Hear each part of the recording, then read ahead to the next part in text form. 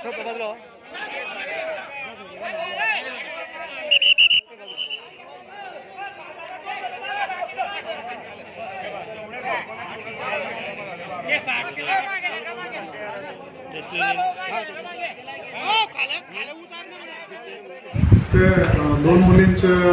दोन मुलींना विहिरीमध्ये ढकलून दिलेलं आहे एका संशयित आरोपीनं, असे आपल्याला माहिती होती।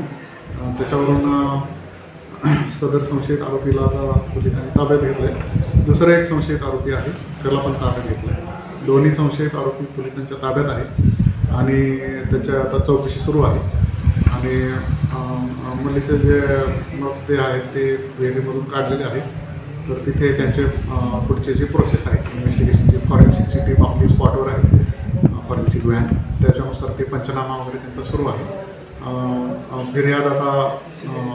फिर्याद ड्राफ्ट करून त्याच्याबद्दल खुनाचा गुन्हा आपण सदर आरोपींवर दाखल करत आहोत। असं नेमका काय तपासामध्ये निष्पन्न होईल।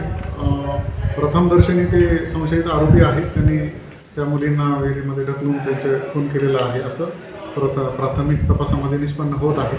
त्याच्यानुसारच आता तो गुन्हा दाखल करत आहोत आपण। पुढील तपास केल्यानंतर समजेल की त्याची कारणं आणि इतर काय त्याचं बॅकग्राऊंड आहे। काय घटना सांगा। घटना त्या मुलानं त्या मुलीला विहिरीत ढकललं असं त्यांनी कबुली दिली। त्याला पोलीस स्टेशनला जमा केलं।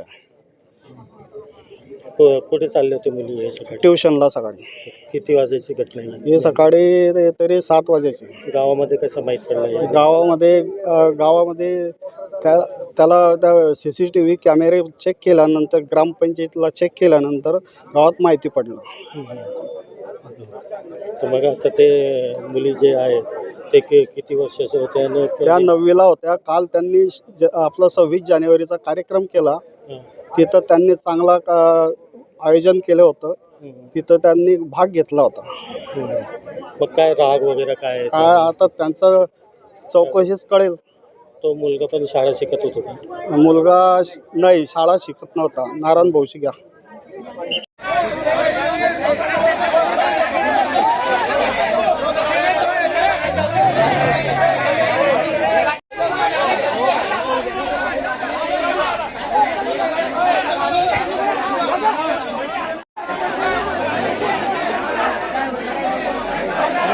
काय तरी